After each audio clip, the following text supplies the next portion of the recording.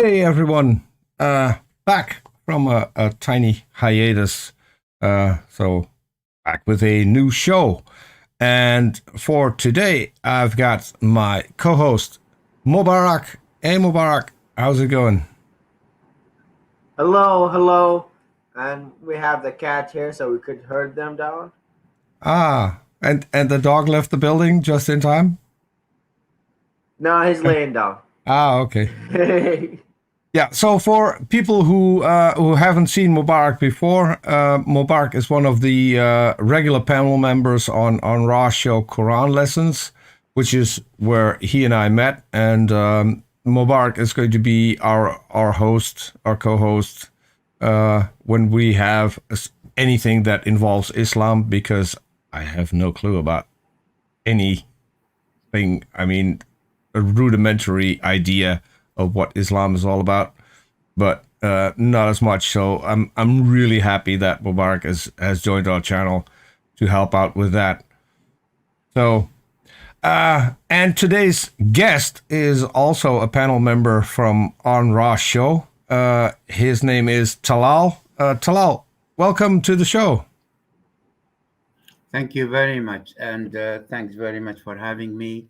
I do, what do they say, give Mubarak the credit, absolutely agree with you. From my contribution to Ra or Aaron show, yeah, I've seen him with great knowledge that we shared together. So that's something I give him the credit for. And thanks very much for having me once more. Yeah, You're welcome. So tonight we're gonna talk about a little bit about your drive when it comes to Islam and your book, and for that you have prepared a short presentation. So do a small introduction of yourself, Talal, and then tell us all about your book. Yes, sure. Well, I made a short note of some guidelines, and I will be following them just to be consistent in my thoughts. A brief about me. I am a British citizen, originally Syrian, a qualified mechanical engineer with a Bachelor of Science degree from Kingston University, England. I worked in a few Arab countries for many years as a project control consultant, where I interacted and dealt with a wide range of nationalities, of different backgrounds, beliefs, and traditions. This gave me a good opportunity to clearly see the other side of the Islamic doctrine's coin. I was a devoted Muslim for about 10 years, but when I said my final goodbye to the Islamic faith, it was essential for me to find out how much of the truth I was taught when I practiced Islam. To my surprise, I found Islam to be a religion based mainly on fabricated stories, myths, and lies. A religion that has been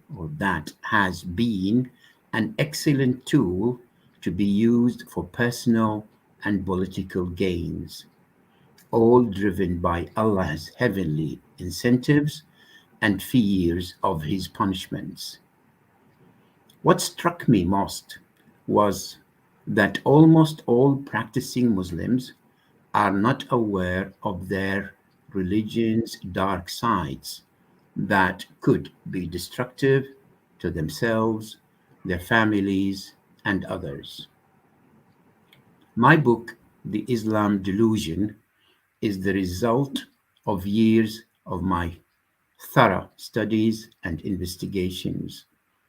The main purpose of the book is to give Muslims an opportunity to re-evaluate their Islamic faith. It is for those who need to know what Islam is all about. The book is a must also for those who wish to embrace Islam and for those who are about to leave Islam for good. Both should have an easy decision to make once they realize how much destruction and suffering the Islamic doctrine has caused over the past 14 centuries. The book has 2 volumes.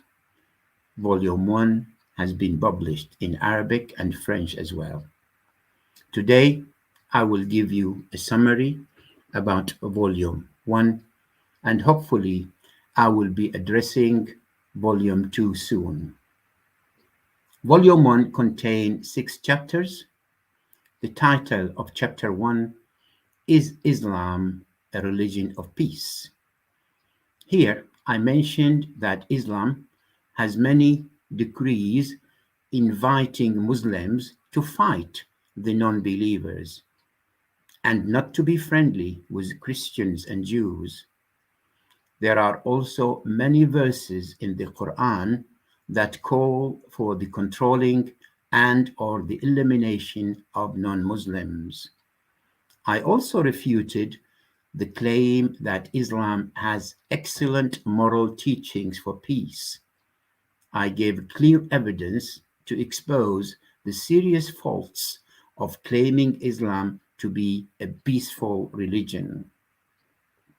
As for updating Islam to be a religion of peace, I have presented evidence that Islam cannot be reformed as a peaceful religion before denouncing the following Sharia's decrees or laws: slavery, wife beating, child marriage, polygamy, the privilege given to Muslim men to rape the non-believers' captive women, insulting non-believers and threatening them with hellfire permanent torture, encouraging fighting non-believers and killing apostates, misogynistic legislations, and preventing freedom of belief and freedom of speech. The title of Chapter 2 is Allah. This chapter highlights that Allah is an imaginary deity, and his so-called 99 descriptive virtues that refer to his credentials, as mentioned in the Quran, can be seen to have zero effect in real life. The evidence I mentioned in this chapter would show that Allah is not all-powerful, and he is not all-compassionate, all-merciful. He is not omniscient. He is not the perfectly wise and the just divine being. He is not the source of peace, the loving one, the watchful one, and he certainly does not respond to prayers. The title of Chapter 3 is Muhammad or Muhammad. I investigated Muhammad's major events, behavior, his obsession with child marriage, concubines, and sex, his evaluation of women, his narcissistic ego and self-admiration, and his thoughts on his parents. One can see that Muhammad was a very clever man who managed to come up with one of the most delusional beliefs that has lasted over 1400 years and has now become the second largest religion on earth. He did that using his Quran, the so-called divine book that took him 23 years to compose, along with Allah's heavenly rewards and Allah's hellfire threats. In my book, you can find out the hidden facts about Muhammad's true characters and how he utilized the Quran to fully serve his personal objectives. The title of Chapter 4 is the Quran. In this chapter, I argued that the Quran is not of divine origin, taking into consideration the following factors: hate and prejudice speeches, encouraging violence against all non-Muslims, misogynistic legislation. The Quranic verses are often vague and difficult to understand. All the claimed scientific miracles have proven to be either false or based on the knowledge that was known to others long before the Quran's announcement. The stories mentioned in the Quran are mostly plagiarized.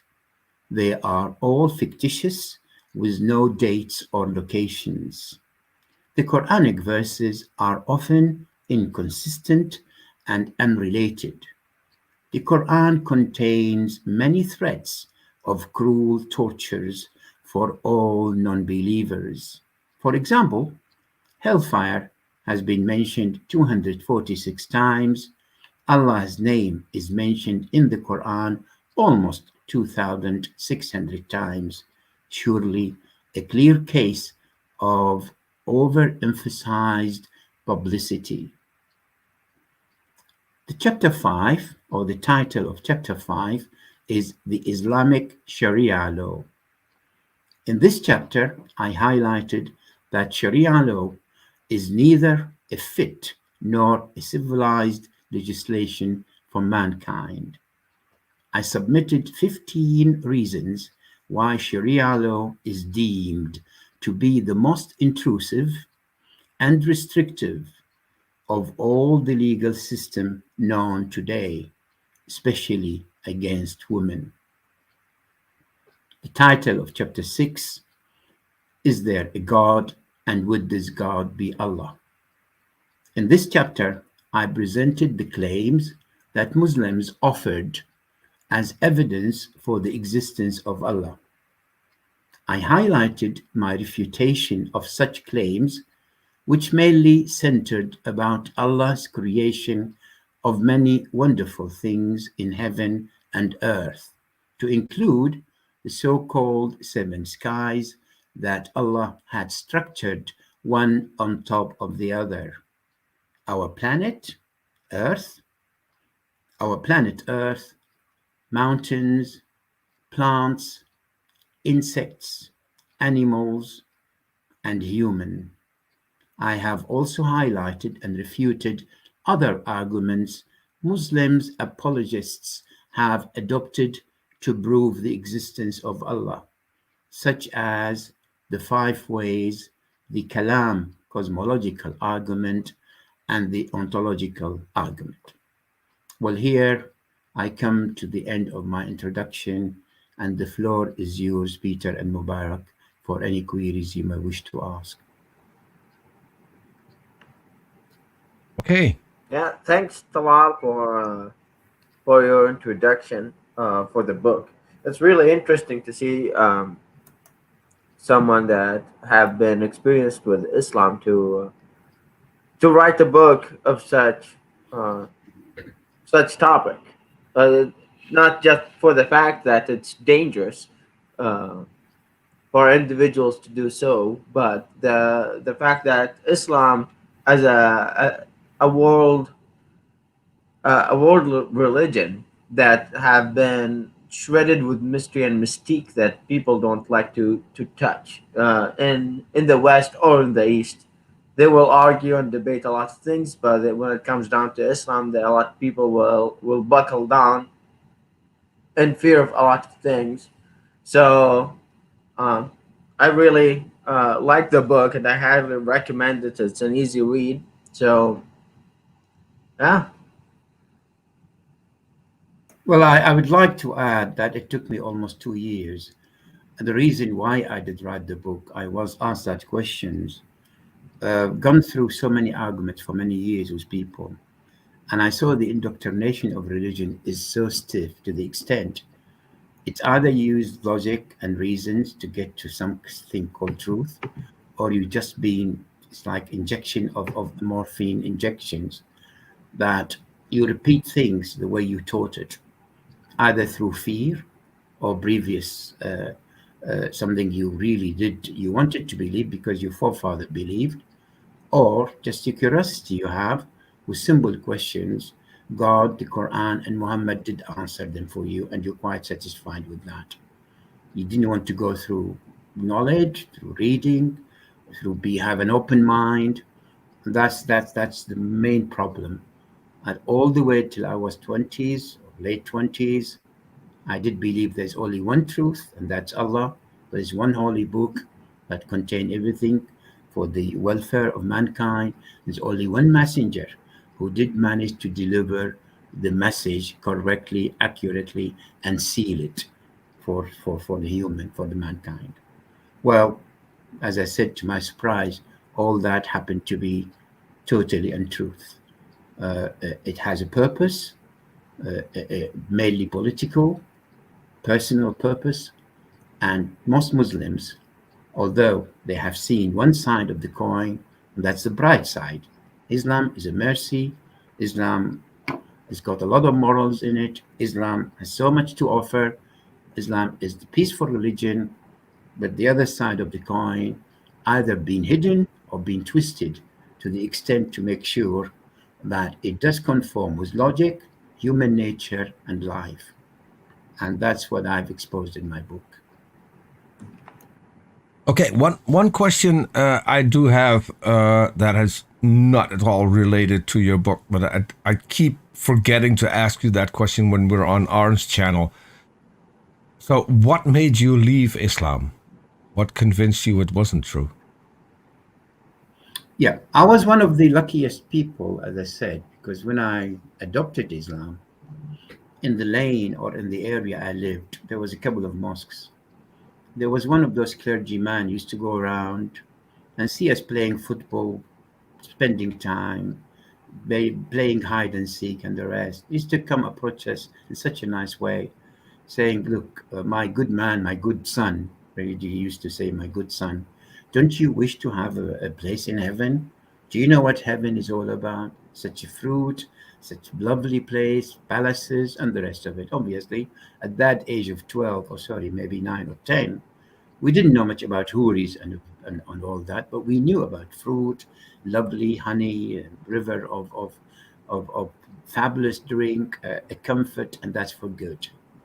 And don't you want to be so good with God, so at least He'll give you a good future? And obviously, the stories, the way it was put to us, so temptive that one would say, "Well, let me give it a try. What else do I need? You know, all I need is to secure my future." Well, do you know what's going to happen to you after you die? There will be so and so waiting for you in the grave. And if you don't know your religion well, you don't believe in Allah well, you're going to have a real tough time over there, all the way till doomsday. So that's the stories we're given. So, okay, I followed. And obviously, a week after week was given lessons, taught the Sirah, taught the Fiqh, taught Hadith, all presented to me that God is really has given me such an opportunity to be one of His obedient good slave. Fine. So that's went for 9 years. Studied the Quran, memorized almost a third of it, studied Hadith, studied the language, the Sharia very well, and got to the point to be prepared to be a clergyman. At that time, because we had three objectives, the group I followed was not a political group, and it was not a Sufi, it was not a spiritual group. We had three objectives: you learn, you apply, and you teach. Okay, whatever you learn, you implement in your life, and then after you implement that, to be that person who says what he preach, and then you teach people what you have learned, what you have done. Well, all of a sudden, I had ambition, which is obviously be in Europe, study aeronautical engineering. That's what I had in mind. Well, at least get a degree and make sure that my parents are proud of me. Well, I was one of the few. Being in Syria at that time wasn't easy to go and pay such a hell of money to get a place in university. When I came to England, that is obviously a long time ago, and I saw things are different. These people did not need God or Allah to do things. They did not need Muhammad to dictate to them what to do. The respect, The behavior, the honesty did not exist in my place. We had to beg for it. We had to be so hypocrite to do it. It wasn't there. Obviously, we have a lot of gaps in the societies, in the Western society.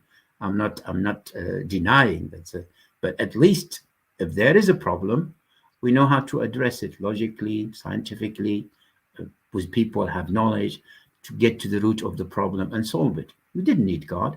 Then I tried to compare whatever I was taught. Obviously, I was given the advice: be careful, be cautious.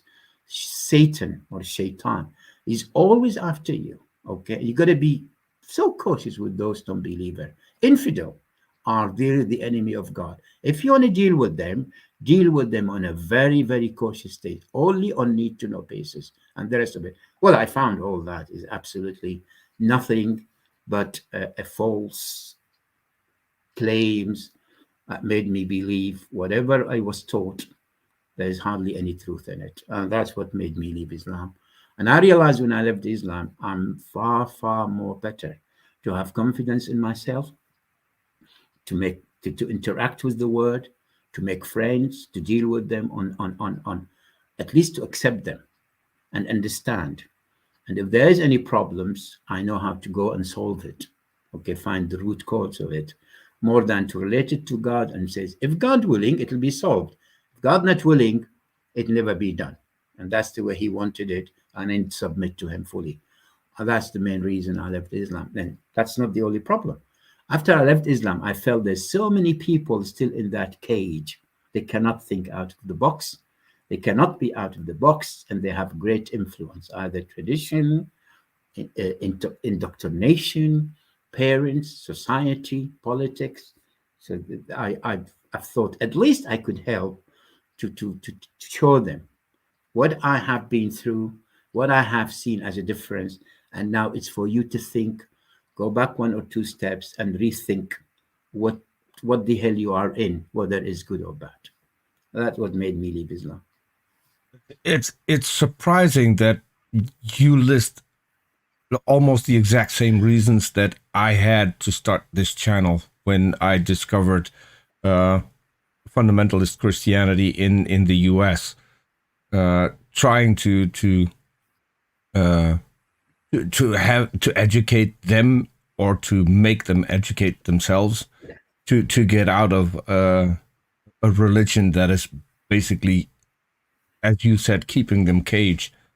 So that, yeah, and some of the things that you listed.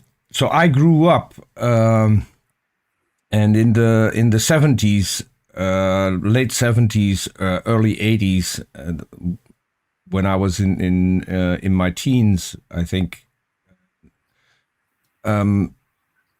Family from Morocco moved in a few doors away from where I lived, and we got along with them very well, and they faced the exact same thing. So they got backlash from people from the mosque who would visit almost weekly, and told them that they shouldn't interact with people like us who didn't believe in God, because we were obviously corrupting their morals and stuff like that. So it does sound really, really familiar. We also take questions from the chat, and what I'm going to do is I'm going to try and put the questions from the chat on as soon as we can, so I don't have to scroll back, because YouTube sometimes loses part of the chat. So we have a question from I think our oldest moderator, not in age, but in time when we had our channel. She was our first moderator. It's Beach Price, and she said, did Muhammad marry Aisha to keep her dad firmly on his side, and maybe not because he liked a little girl?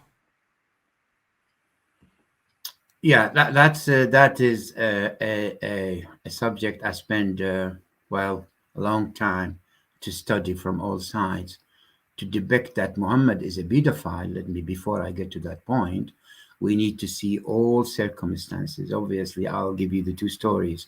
We know that everybody has agreed, apart from very few who want to get him out of this problem, that she was 18 or 17. Now, everybody acknowledged and agreed, let's say, majority of Muslims, Sunni or Shia, agrees that Aisha was 6 when he married her, and when he had an intercourse, when he, what they say, made sex, had full sex with her, she was 9. Well, before we get to that story, well, and the reason he gave Muhammad, I'll give you the story as it was told by Sunni and Shia. Okay, but this is exactly, I'm going to make more or less translate to you word by word what happened at that time. She was the daughter of his best friend, Abu Bakr, Aisha. And we know all of a sudden there's hadith who says, I saw you in my dream twice. You were in a silk garment or a silk cloth. And God, or it was given to me as inspiration that this is your wife. And I said, if that is from you, from you, Lord, so be it, twice. And he announced that, he said that to his follower Muslim, as well as to Aisha. And that's the reason he gave to justify his marriage to Aisha. Now, obviously, he was 53, she was 6. The day he married her, what Muslim says, I'm going to give you the both stories. To be honest, I could even mention to you word by word what I've said about this subject. Let me just, if you don't mind, I've got it here, and I'll give you the summary of it. Then if you need some more, I'll be happy to read for you more or less. Would you like me to read what I've read about Aisha? Yeah, sure. Would it be better for me?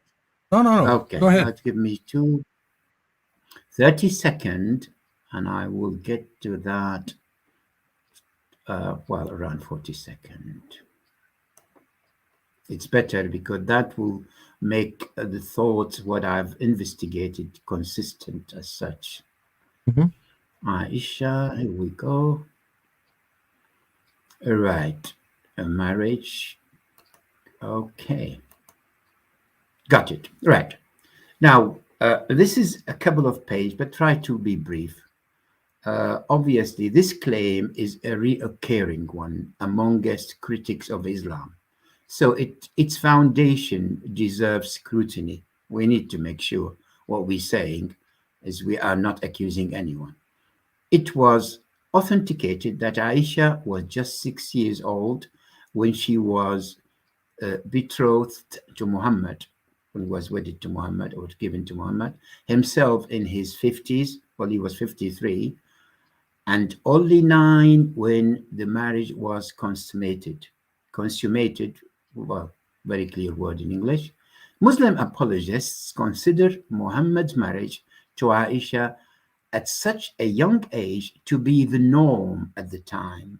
Besides, they are convinced that this marriage was a divine inspiration, as Muhammad said. And the hadith is as follows. You have been shown to me twice in my dream. I saw you pictured on a piece of silk. And someone said, well, that's Allah or the inspiration to me. This is your wife. When I uncovered the picture, I saw that it was yours. I said, if this is from Allah, it will be done. Okay, hadith number 9, and I put the reference, and I can tell you the difference later. The reference, precisely who said the hadith and what is the reference of it. There is no dispute among Muslims, that's my comment, about this hadith and about Muhammad's marrying or marriage to Aisha, and we can consider it accepted as true. Nobody has disputed that. Couple of apologists in Egypt says, well, they did recalculate the age and they come up with Aisha was 17 or 18. But that's the only assumption of certain things, which is no one, apart from a couple of people, to get out of this hell of a problem, because this is one of the issues that they try very hard to justify. So far, they utterly failed. My comment, Let us see what kind of logic and common sense can justify this marriage. Had Allah truly intervened to marry his prophet to a 6 years old child, what was the added value in doing so? That's my first comment. Second, dreams are images generated during sleep. Their apparent purpose is to help us process our superseded emotion or suppressed emotion, let's say suppressed emotions and wishes. Sigmund Freud described dreams as the royal road to the unconscious. A dream should not be taken or interpreted as instruction of what people should or should not do. But that is what Muhammad did. He simply took his alleged dream as an instruction, as a divine invitation to wed a 6 year old girl. One wonder if the so called wise and perfect God of Islam could have found a better way than dreams to relay his instruction to Muhammad or any of his alleged prophets. Now, the results of Muhammad's ignorance in relation to his dream, whatever they were, we can be sure they were not only about a picture of Aisha, meant that he wrongly or perhaps even deliberately interpreted his lust and his desire for marriage to a 6 year old girl as being blessed by Allah. Now, we'll go along and talk about that. Now, the comment is the other thing, was it that Muhammad would not or could not wait until Aisha was at least 15 years old, thereby allowing us to avoid concluding he was a pedophile? Why rush to marry a 6 year old child who knows nothing about lives, responsibilities, and marital commitments, and forcing upon her the sexual desire of a 50-year-old man? Nowadays, marrying a child or a minor would result in imprisonment according to the law of 156 countries. Are these countries all at fault? Was what Muhammad saw in his dream the correct things to do? Second comment, did Aisha give her consent? The present day law does not consider a child of 6 to be capable of giving sexual consent. Would a wise and loving father, talking about her father, Abu Bakr, would a wise and loving father offer his child in marriage to a man older than her grandfather? Who gave Aisha's father, Abu Bakr, such a right? The last comment, obviously, is a couple of pages I wrote about this. Had Muhammad thought of Aisha's future after his death? She was only 17 when Muhammad died. His only thought was to get Allah to pass a law that none of his wives could ever get married after his death, which is a cruel law for the widows who survived Muhammad. This is what the Quran says. You, that's Muslim, you Muslim or companion, should not offend the apostle of Allah, nor may you ever marry his wives after him, I mean after his death. Indeed, that would be a grave sin with Allah. Chapter 33, verse 53. Note that Muhammad left 9 widows. Well, there's plenty to say, but that I hope that would give an answer to the lady who asked, or to the person who asked. Yeah, it's a very touchy subject with a lot of Muslims, because the moment you mention it, which is a very common response I heard, is that they will say that it was just common in the day to do it. Like, people of this day will do these things. In the olden days, they will do bad things, and or the other one is saying that they will say that it was so common that the moment you say that Muhammad had some pedophilic, if not if he wasn't an exact pedophile, that he have you spend that structure to all people descending from that area.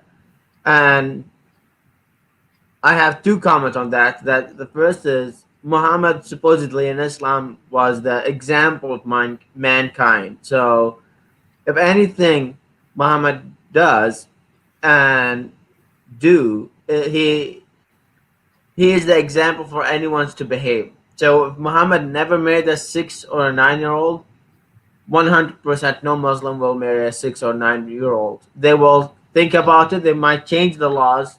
As we know, laws always change because all laws are made by men, and most of the time, mainly men. Um, so it's another thing to think about. But to say that it was common at that time, we know it wasn't common because he had to go and ask for her, especially from her dad, and make up a dream. And on the other hand, when his daughter was getting his daughter was the same age as Aisha, and when people asked for her to get married when she was young, he said she is young, she cannot get married. So he understood the fact. So Yeah, by the way, you mentioned a point. I'd like to elaborate a little bit. It was Fatima. Fatima and the double standard, we see that double standard very clear because Abu Bakr as well as Omar, his best two friends, did ask for Fatima in marriage, okay? When he declined, we know Muhammad demonstrate clear double standards when he declined to give his daughter Fatima in marriage to his best friend Abu Bakr and later told his friends Omar that she was too young to marry. Yet he married Aisha at much younger age.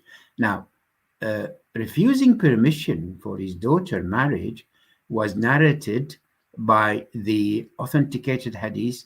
I'll just give you the hadith, what Muhammad precisely said to Abu Bakr and Omar.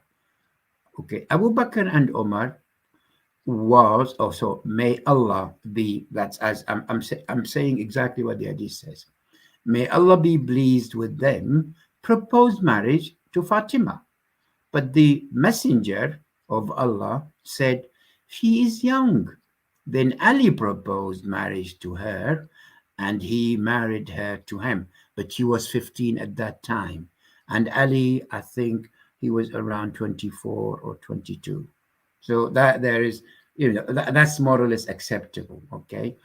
Note that Ali ibn Abu Talib was 21-year-old when he married Fatima compared to Abu Bakr, and she was, I think, 15 years. They said that she was 15 years old when she married Ali. So what a difference. So it wasn't the norm. Otherwise, you would have accepted, and he would have married Fatima to his best friend, one of his best friends, who asked her hand in marriage.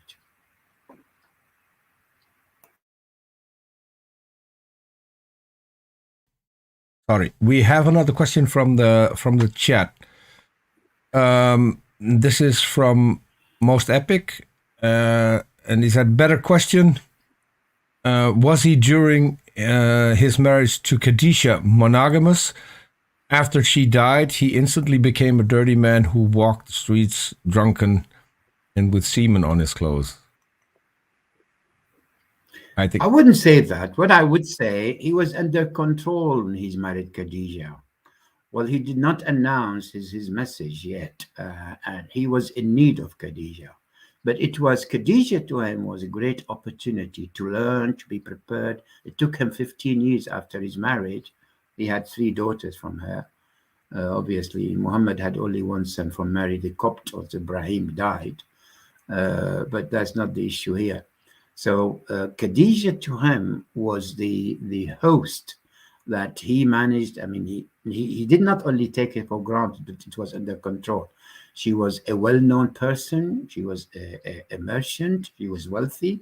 She knowledgeable. And for some reason, she did love Muhammad or believed in him. Well, no, I don't know if she believed in him, because she did not say. We don't know if she really adopted Islam or not. But the 2 points important to know, that while he was with Khadija for 15 years, he never looked at any other woman. So she kept him under control somehow. Whichever way you want to look at it, that's definite. And the other thing is, those 15 years, he managed to do, at least he used to lead her trade to Syria, mainly to Syria. And in Syria, there is a lot of civilization, Greek people, knowledgeable philosophers, many knowledgeable people who managed to interact with them and get a lot of information to prepare for his great message called Islam and Quran. And that's where he got basically most of the issues from his Quran and his Hadith. So 15 years, good enough to, I mean, it take you what, 5 years to get your degree, 4 years, 5 years, maybe 10 years to get your PhD. He had 15 years to be prepared to be a messenger. So Khadija kept him under control. He never looked at another woman during that. But as soon as she died, and he became to be a person who at least some people listened to him, he used to pick and choose. In a way, he took so many concubines, 9 wives at one time, and he was so proud to say, I could manage those 9 wives in one night altogether. And he was given the power, sexual desire, sexual strength to equal, and there's hadith in that. When we say hadith, that's what his companion described him, equal to 30 men altogether, and they said it could be 40. So here you are. And that's as far as Khadija is concerned, and how they really went loose when Khadija died. And he had both the power being dominating, as well as the desire to really make up for so many things he missed in his life. And that's another chapter I mentioned. The purpose of the Quran was basically to serve Muhammad, to let go with so many things he'd been suppressed with or suffered from in his early child, all the way till he was 40. Yeah. I have I don't know if we want to dwell on this subject for a little while, but Talal, I want to see your. I don't know. Have you read Tom Holland's Under the Shadow of the Sword? Yes. I've glanced through it. Yes. What do you think of the premise of that book? The fact that Muhammad might have been like from the Negev area, and I don't know if Tom Holland said exactly Petra, but there is that other one that the Petra. Well, there is a lot of claims, and he presented some evidence that he's basically a leader of some kind. He's really a man. Invaders, or let's say is a man with a military attitude more than being prophet, and that led him to be a prophet as a side issues of his character. I don't think we've got enough evidence to, even some people went to the extent to say Muhammad is a fictitious character. He never existed. It's a claim, one of those claims. I don't think so. But however, even if that's the case, this does not eliminate the fact that all Muslims would never believe in such a claim. I mean, he's trying to do something to say, look, even your prophet is nothing but an obsessive leaders, and all his desire, all his ideas was to invade, to conquer, to get hold of as much as things for himself. Yeah, I understand that.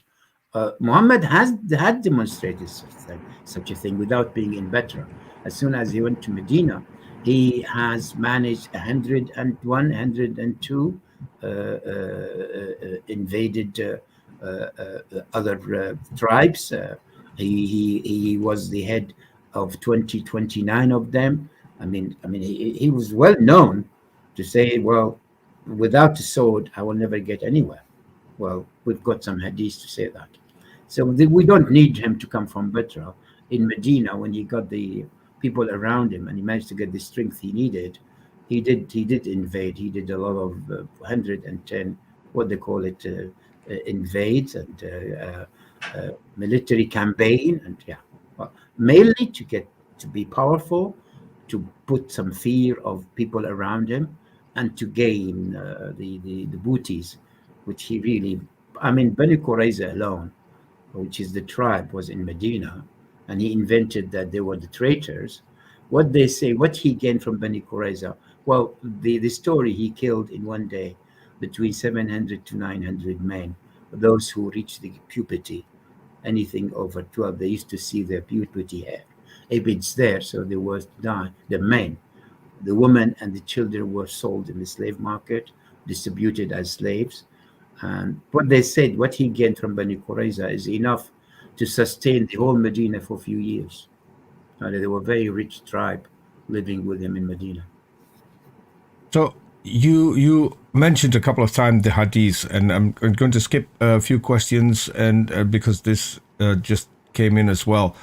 Dornab had said, I always wonder if many of the hadiths are just a form of fan fiction, much of which became taken as fact. Can you explain a little what the hadiths are and how they what their meaning or importance is in Islam? Yeah.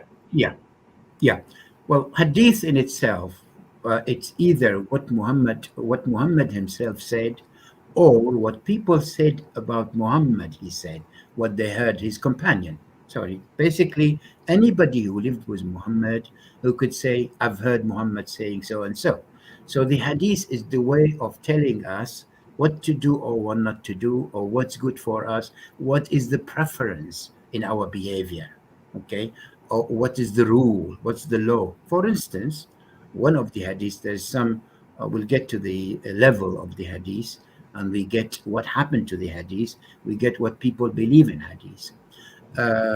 For instance, says if a fly has fallen into one of you drinking a liquid, well, they say liquid, a drink, let's say water or whatever, and immersed full fly in that liquid before you finish your drink.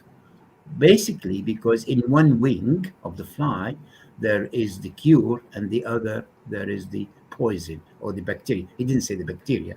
He said in one of is the what might really affect you and a disease, and the other is the cure. So here you are. So to have, that's one of the hadiths. Well, he didn't know that the house fly would house some around 50 or 500 bacteria. Some of them are deadly. And that's one of the hadiths. So people did that. Okay. Again, one of the hadiths, that the camel urine is good for you. So go and drink it. And once you drink it, you probably will get better. So many hadiths. Now, the hadith has got, the people who believe in hadith are people who call the sunnah. The people, the majority is around 85% of Muslim are sunnah. Sunnah is mean they do take whatever been narrated to them, conveyed to them from Muhammad, as the second pillar of the Islamic law. First pillar is the Quran. Whatever is not in the Quran, it's either highlighted in the hadith or being said in the hadith as supplement or additional. Okay? And they said the hadith is given to us as descended from people to people to people. And we know very well whoever said the hadith can be traced to his knowledge, to his authenticated character, to his moral. So the case for him to tell lies is almost nil or zero. And those people has submitted their hadith in a group to a group to a group and get to us. And that's the most strong hadith called hadith sahih. Has sahih number one, would we say, grade one. Then we got hadith hasan. Okay, it's acceptable. We can consider it as sahih, but it's not really 100%. And then we have hadith, a weak hadith. A weak hadith, well, you could take it or leave it. It's not really as strong as the first grade, second grade. Then we have hadith that's been injected into, I mean, it's been said. It's what we say, Muhammad never said it. We have discovered it was said by a certain group to publicize for a certain merchant, for a certain place, and out of the, so and the hadith started actually 180 years. Bukhari, Muslim, Tirmidhi, Abu Dawood, Mutawwa Malik, and the 6 of them. And those two people who managed to follow and record all the hadiths from what they have heard from the 9 centuries, just 200 years almost after Muhammad died. So there's no hadith was recorded during that period at all. It was only kept in the memory of people who heard what's being said at Muhammad. Now, what they have gathered, these people, around 720,000 hadiths altogether over the period, all the way to 300, 400 years. Now, in the 10th century, 11th century, people start to say, let's make sure these hadiths, strain them properly, check them, make sure they are consistent with what Muhammad says, what behavior said, what we can see, and reason and logic. And they've managed to take only 4% of 720 to round them up to around 24,000 hadiths.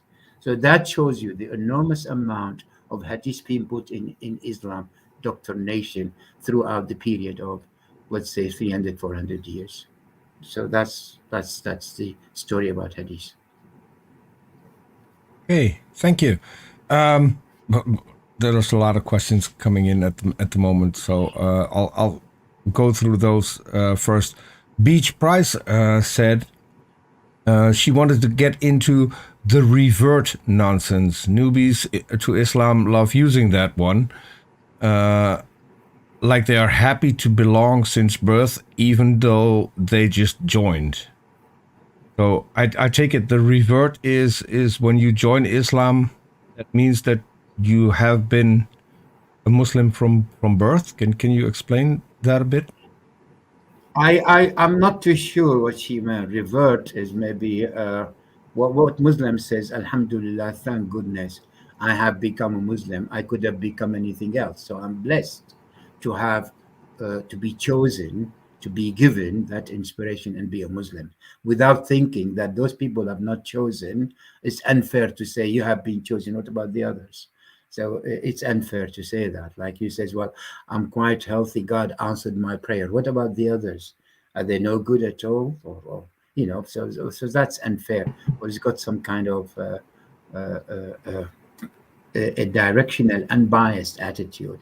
For Muslims in general, they've been injected with the idea that being a Muslim is a hell of a bless, because you are the chosen one and the saved one. Otherwise, you would have been either a non-believer or mushrik or a hypocrite or something else, and those are doomed to be for hellfire.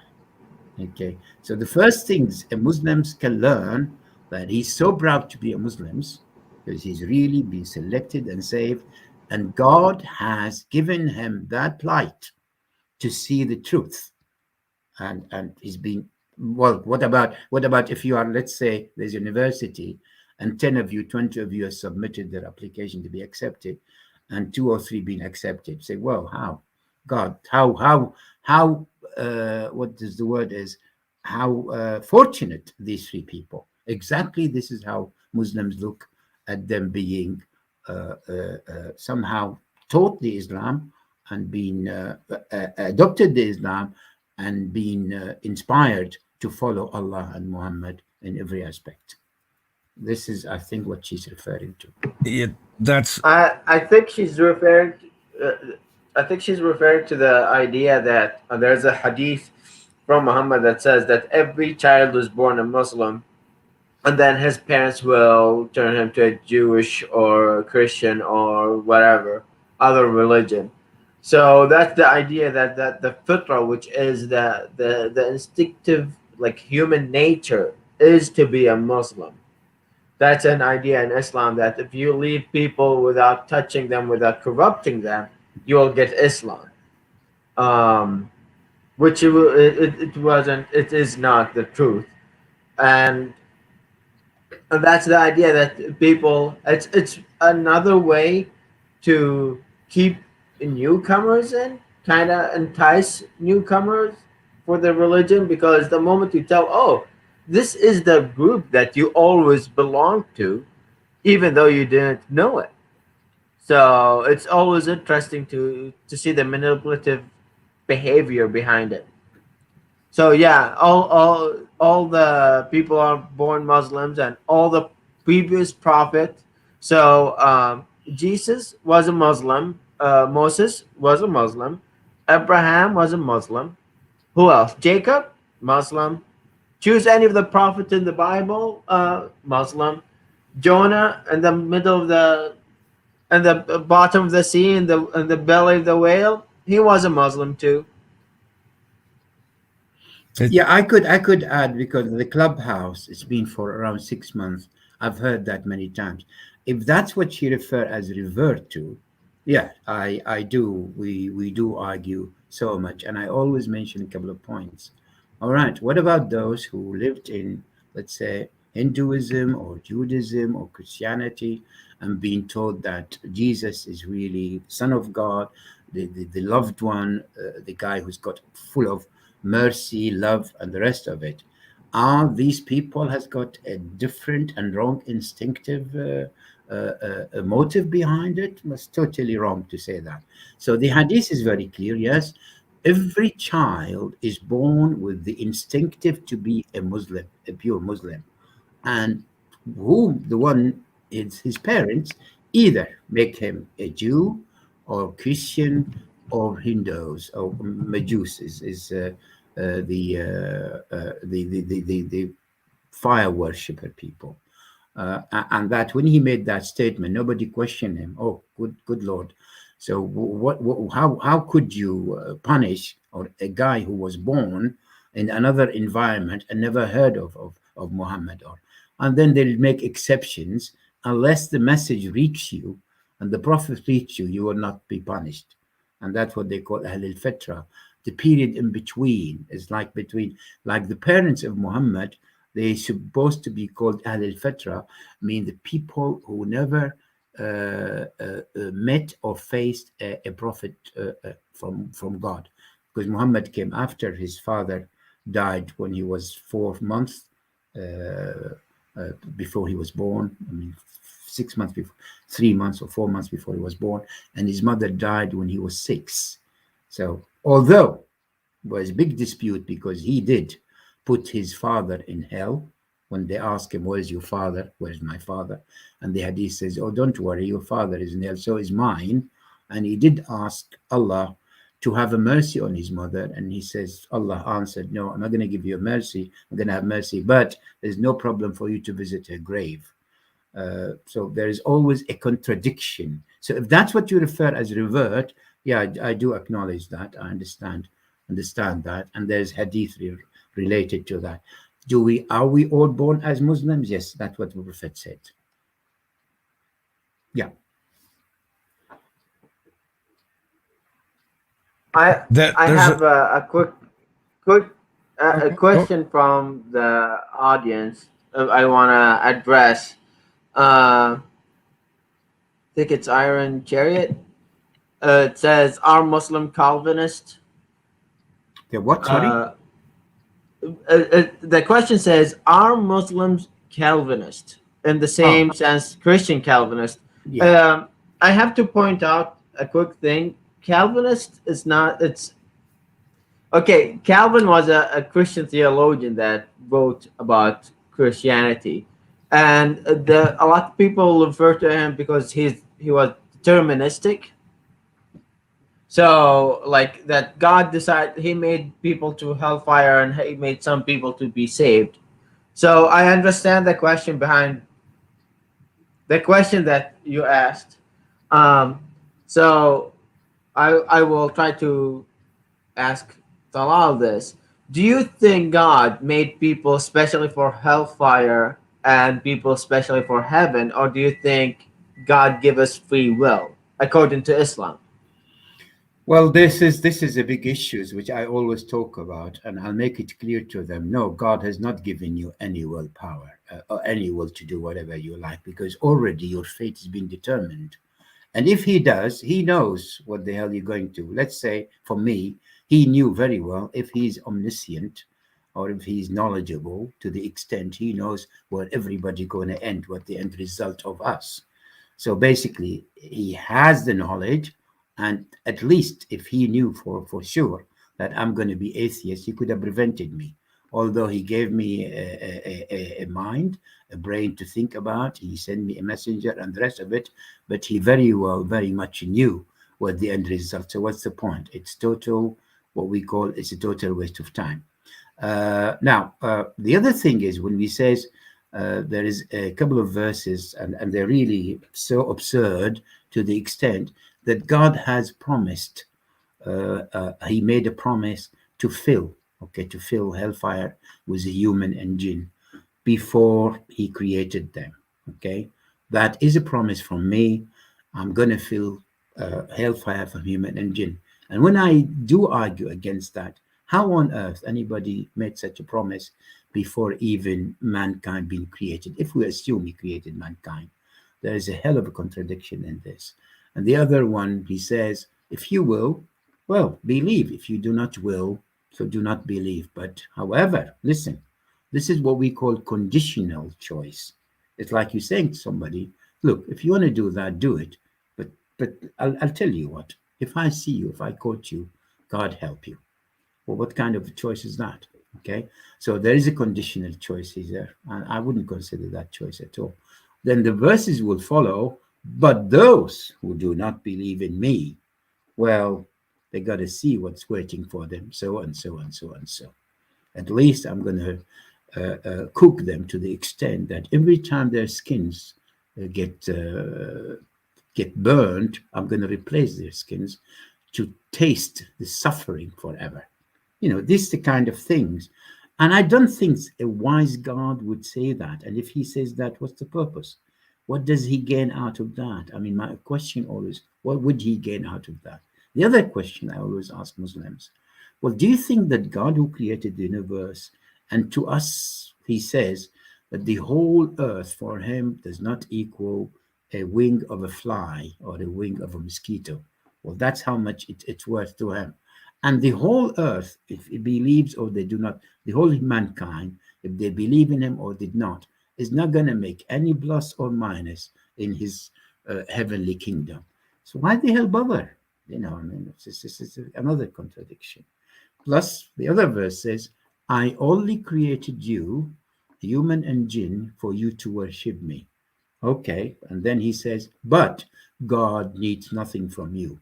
This is another big contradiction. They have to somehow justify it by batching it up with some interpretation totally out of order. That's the only answers we get. Well, the answer to your question, we do not have free will in Islam.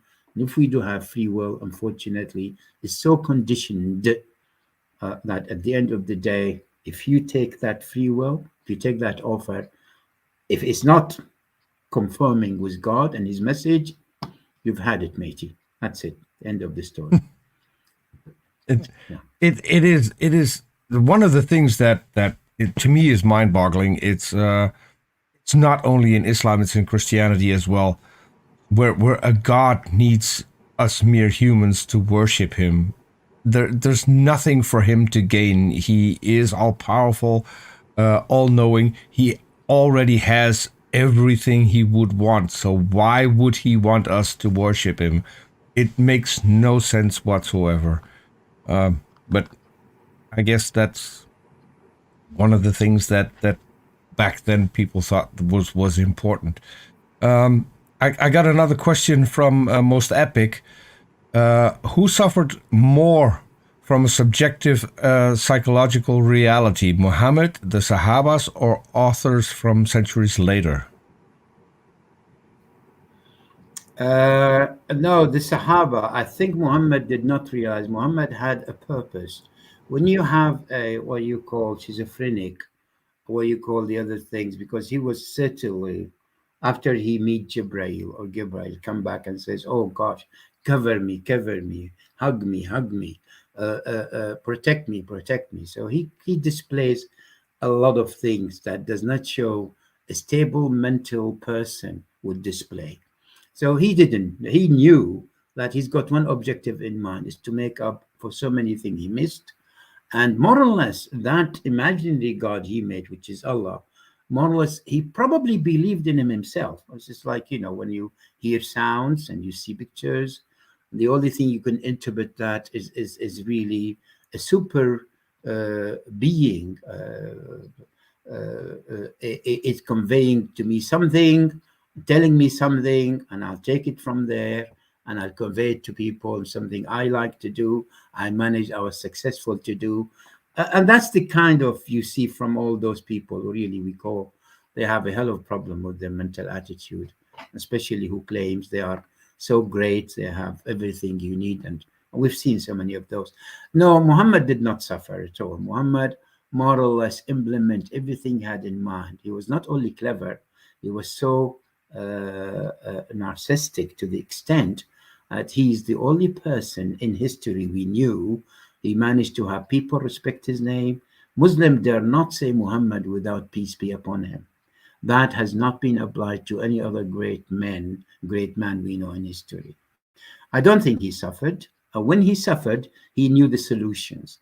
God made him to suffer to teach us. And when he make mistakes, he knew the solution.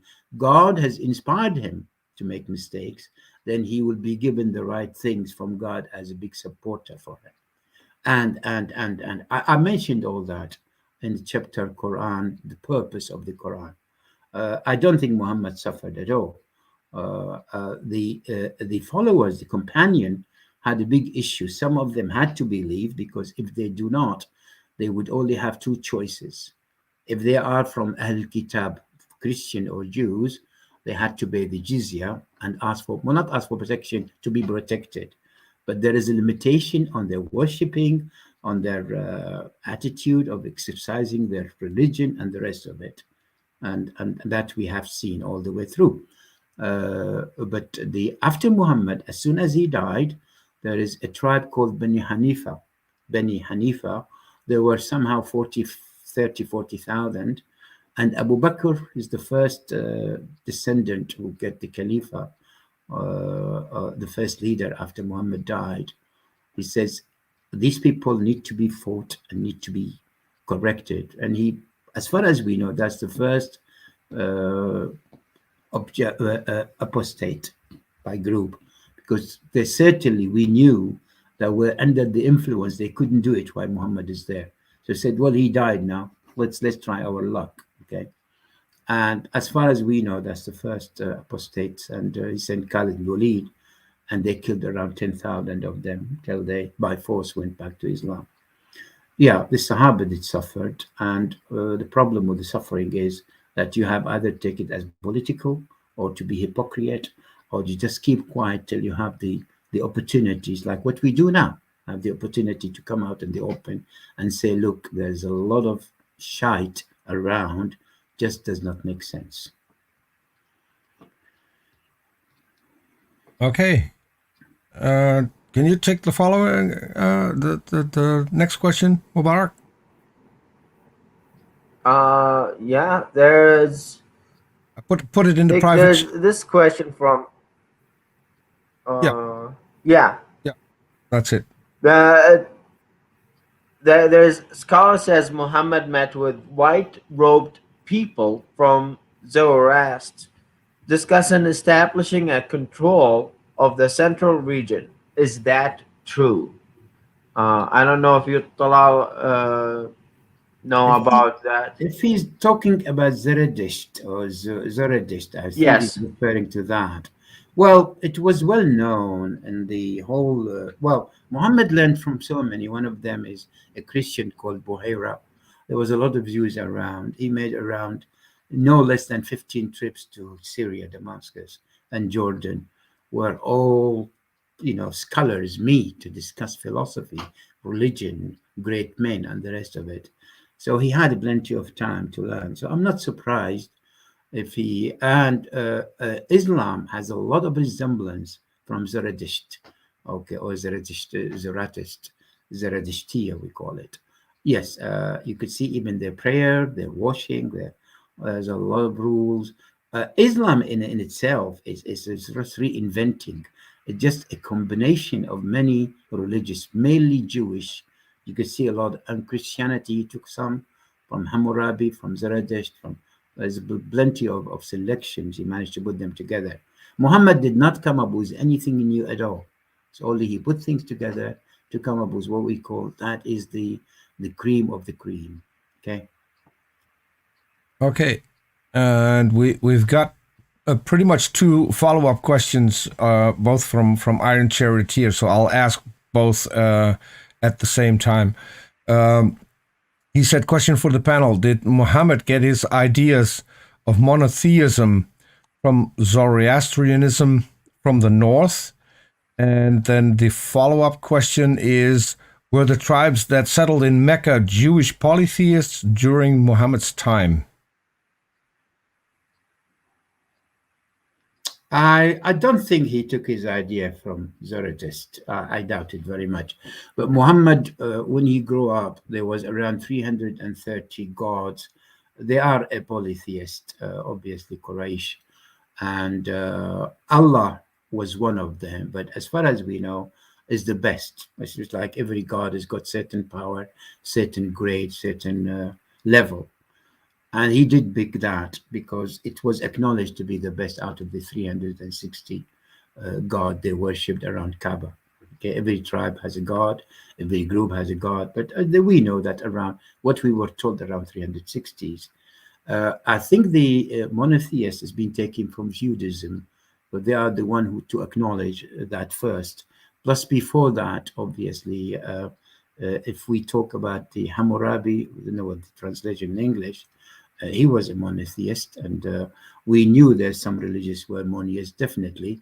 But he thought, if I do have that God to be a real monist God, then I will have one supporter. I don't need so many.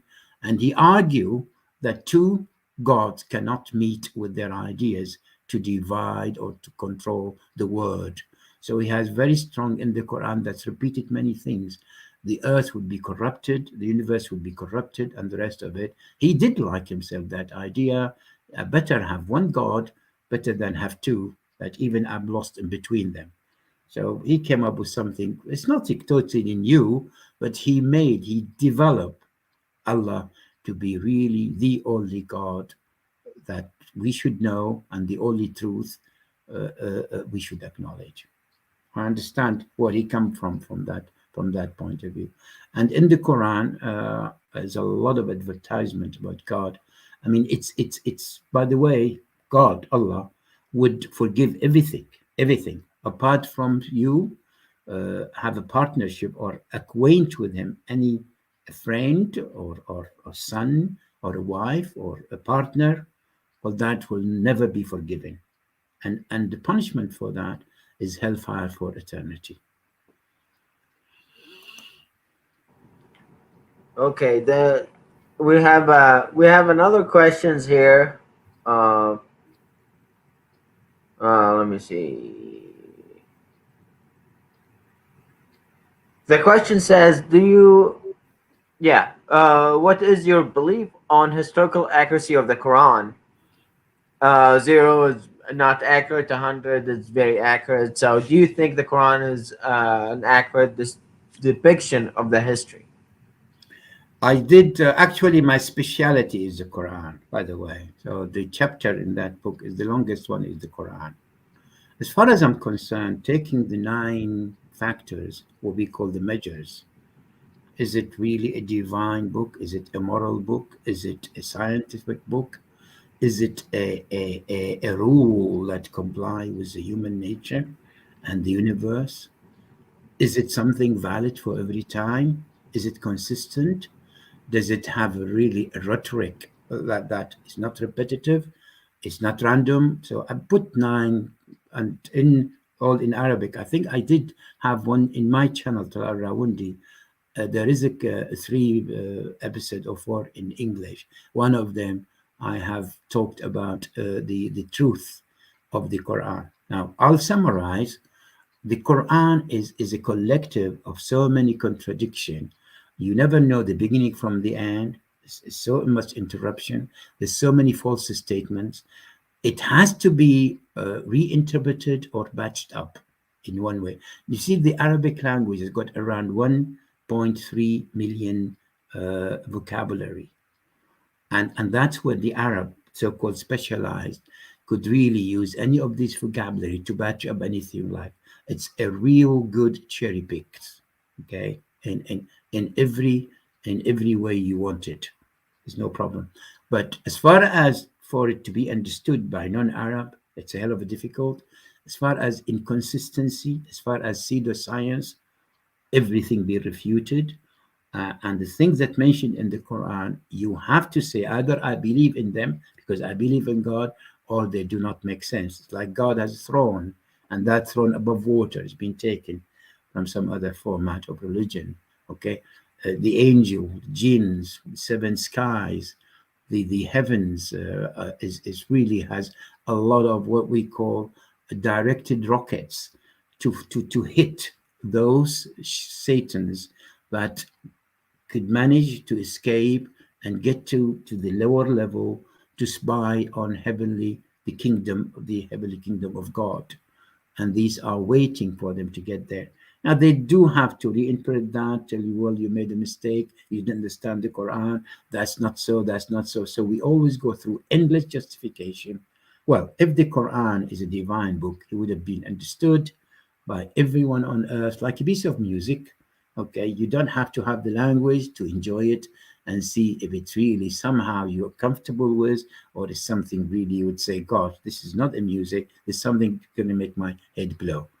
And that the Quran did not meet that criteria. And the translation of the Quran is a hell of a problem.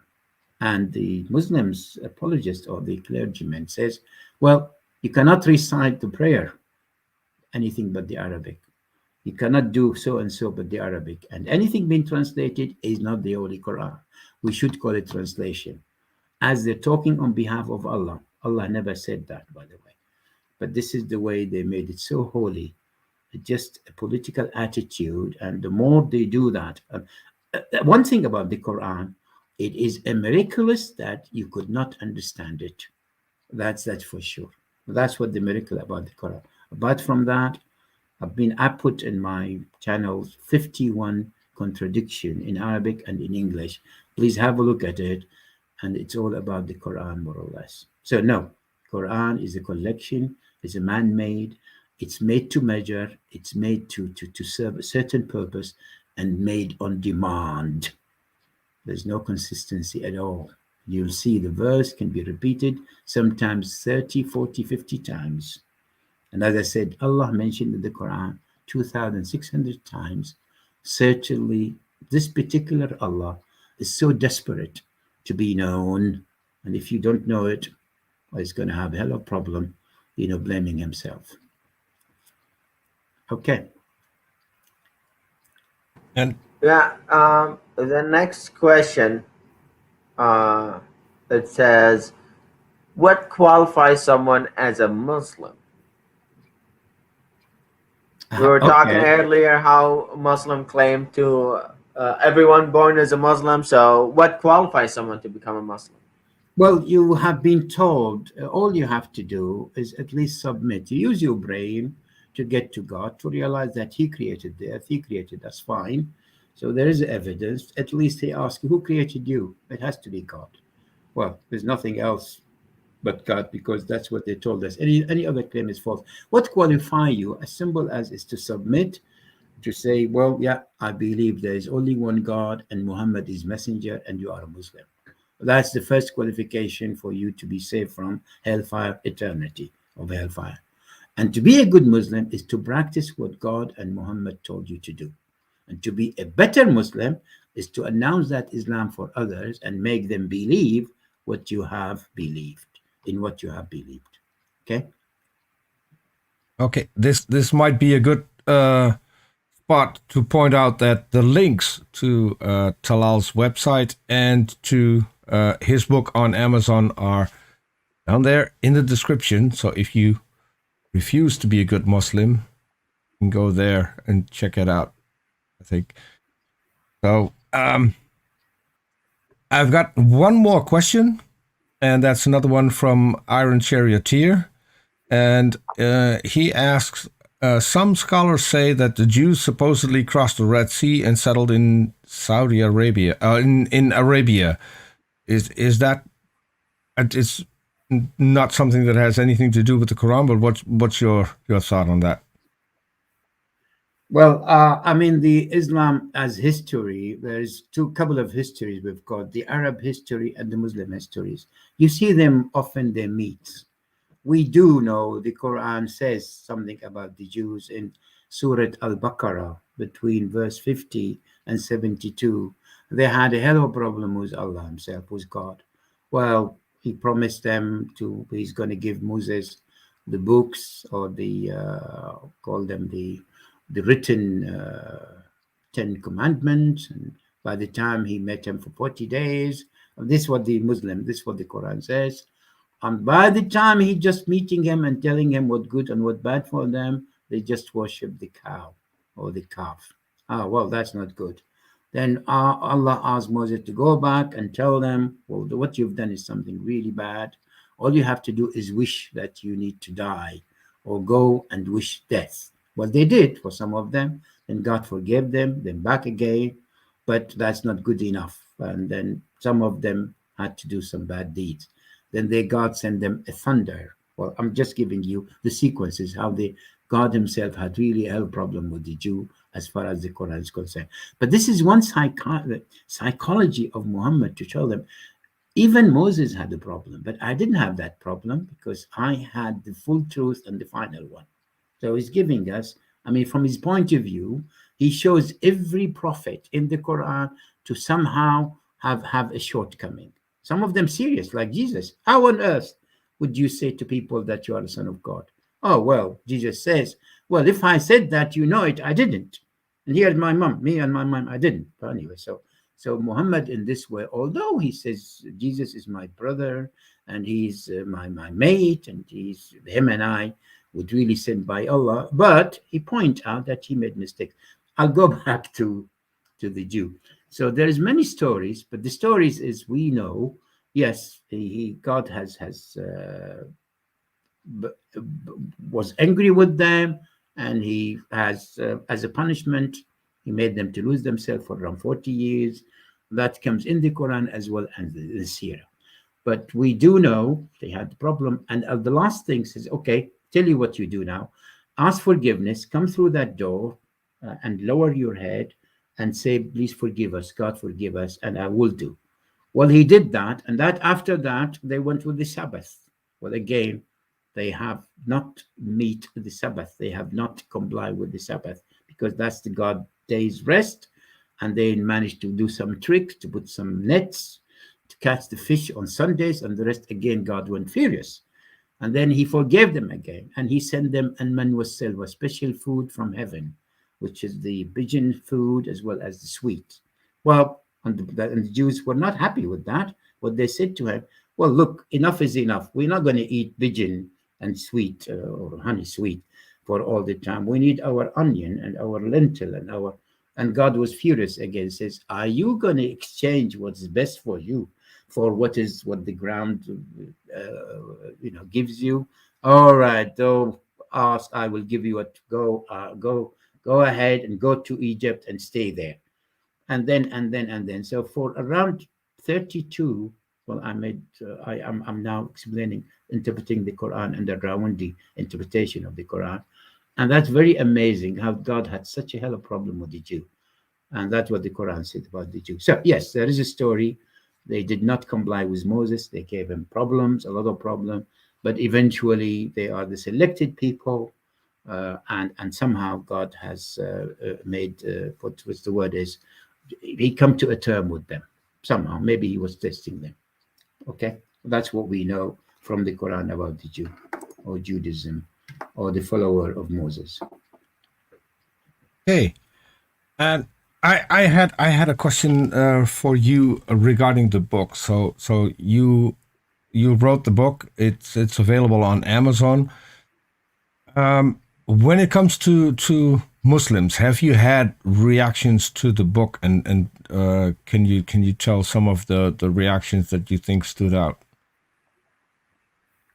Well, I was lucky. I would expect it. 2019, I published it.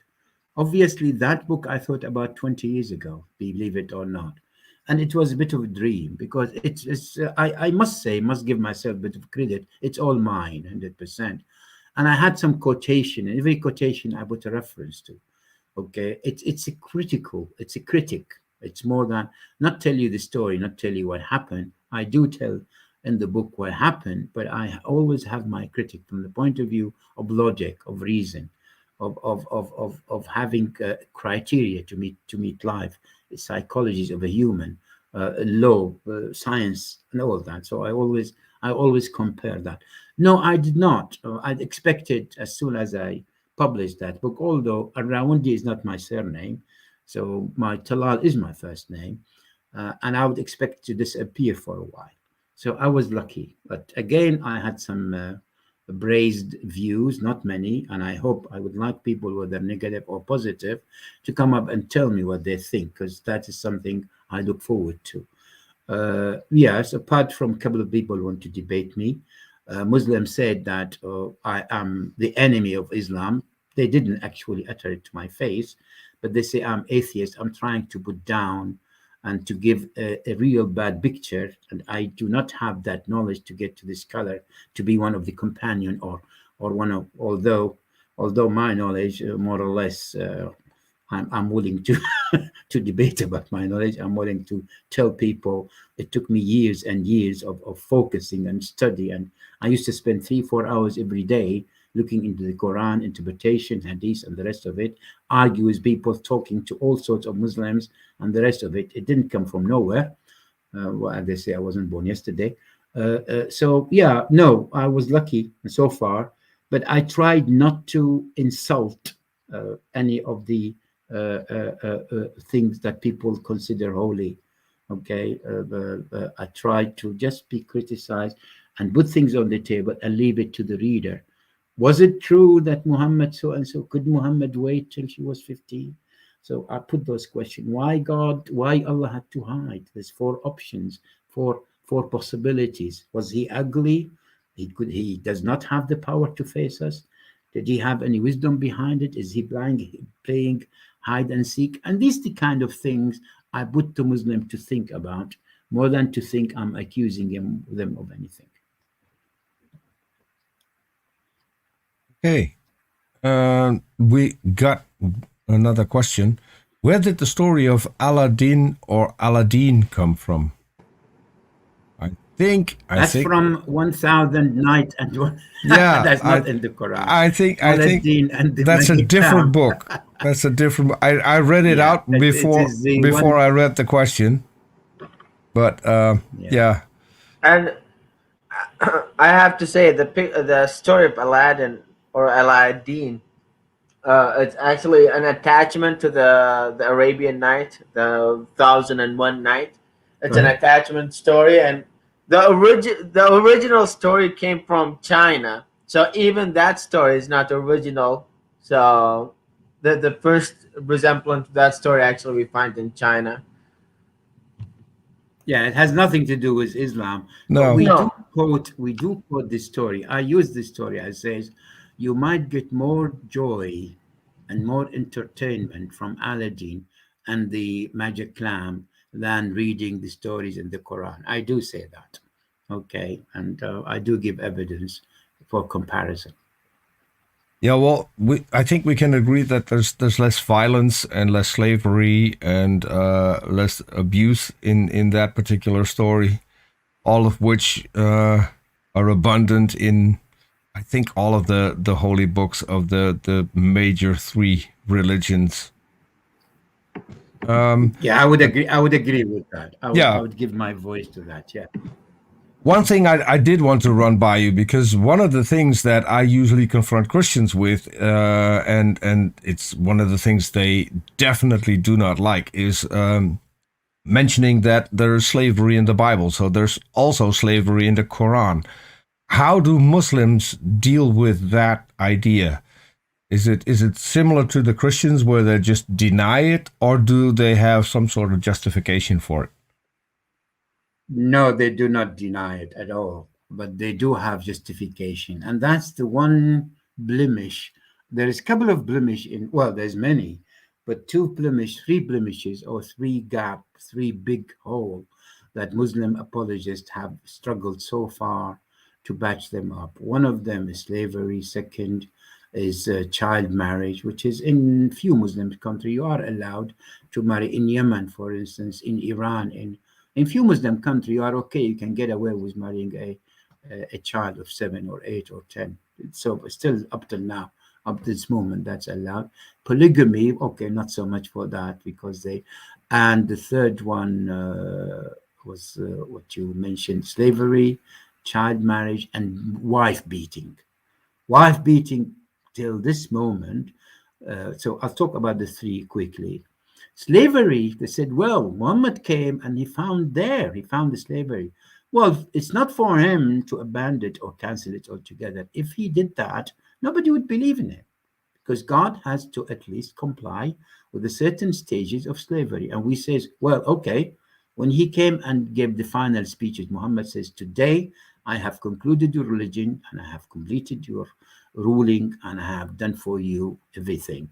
Literally, this is the final stage before he died, a couple of weeks. Why didn't he say, and now I'll tell you, slavery is forbidden forever?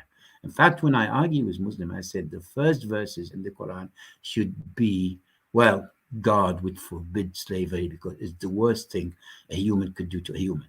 That's what it should be. So don't come and tell me God are more or less reluctant or he had to give in slightly. So that's the excuse they give. Well, it is well trade, it's well, and there's benefit in it, and they come up with all sorts of excuses. Okay, but don't forget, they change the subject immediately.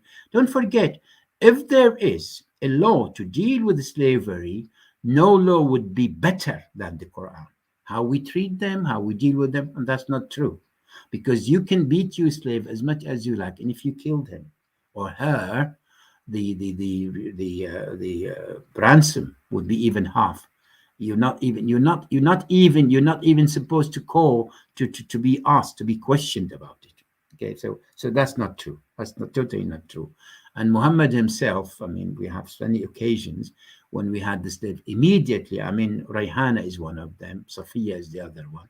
And everybody acknowledged this. He killed her people and her husband. And well, we know that they said he married her the same day as he told her about Islam, and she liked the Islam and she denounced everything believed in before. And in that one night, he killed her people, he killed her man, and this woman believed that he is the truth and everything she had before, totally false. So if you believe in that, you believe in anything. So slavery is one of the issue. Only was abandoned 1965 in Saudi under the pressure from United Kingdom, and then in Oman. But up till this moment, there is slavery in I think Eritrea and in Yemen. They do deal with the slave up till this moment.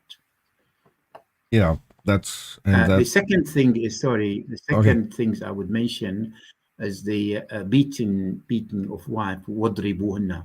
The verse is very clear. First of all, you tell them to be good. Well, if a woman somehow left the house without your permission, you could beat your wife for four reasons. One of them, if she did not comply with you, come to bed, my lovely. And if she refused, well, never mind about she had the problem or she just feeling well, doesn't like you, or you have a hell of a bad breath, but that doesn't matter. Nothing mentioned about that. We always say, if she asks you to come to bed, first of all, if you do not, the whole angel will curse you all the way till the morning. Second, even if you are on a camel back, you need to comply. So if you didn't come, he asks you nicely. Well, he will say, well, listen, I need you, blah, blah. If not, you can do, well, I'm going to ignore you for a while. For instance, I'm not going to make love to you for 3-4 nights. That's like she's going to bother so much. If that doesn't work, then beat her. Okay. Now, this beating her is very clear. Beat is beat. Okay. What do they say? Oh, no. What he says, leave her forever. So they try to interpret that and use, as I said, so many of the vocabulary. It says, no. But if you do have to beat her with the feathers, with a nice siwak. Siwak is what you brush your teeth with. Nicely, a touch, just a touch, to remind her Who is the boss? Thing like this. So they're struggling with this. That the Quraniyin, the people who do not acknowledge the Hadith and the Sunnah, mean what the Prophet teachings, they said no way, and they have reinterpreted everything to leave to update Islam. There's no violence in Islam. You can denounce God. You cannot believe in God. As long as you're a good man, it's okay. And that's what they call Quraniyin. But unfortunately, they are a very minor few people, few thousands. And now the Sunnis says they are another bad,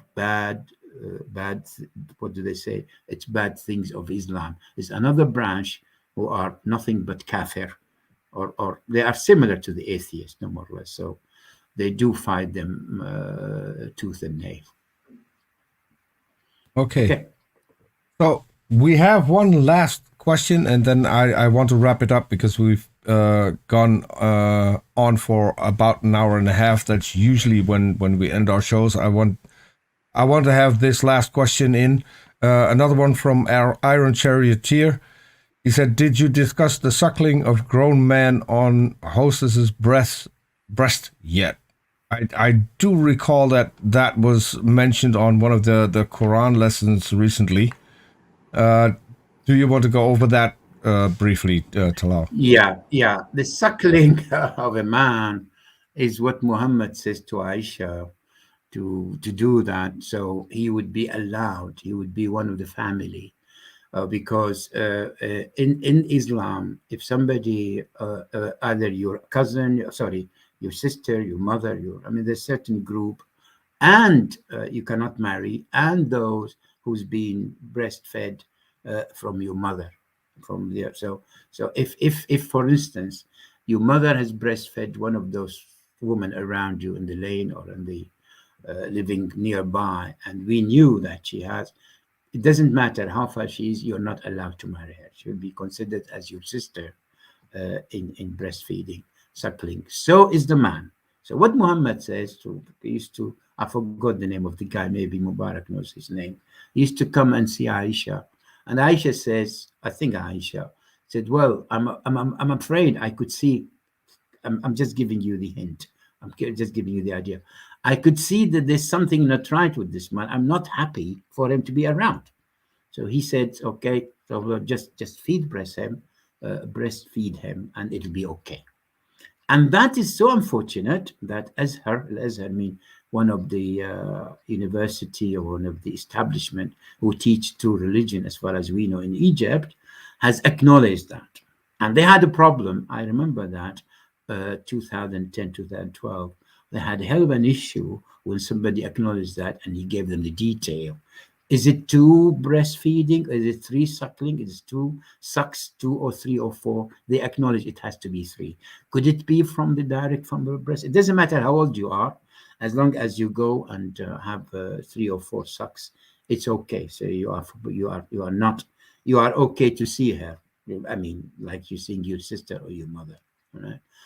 And that argument really took a hell of a space, took a hell of a reactions in Egypt as well, and still on. Unfortunately, it is there, and some the Quranian and some people they refuse that altogether. But in the Sunnah, it is there. It has a valid, authenticated hadith, and it was justified as far as all those who follow the Islam to the letter. Yes.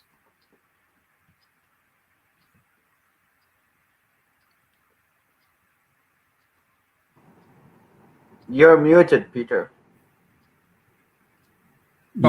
Sorry, I was muted.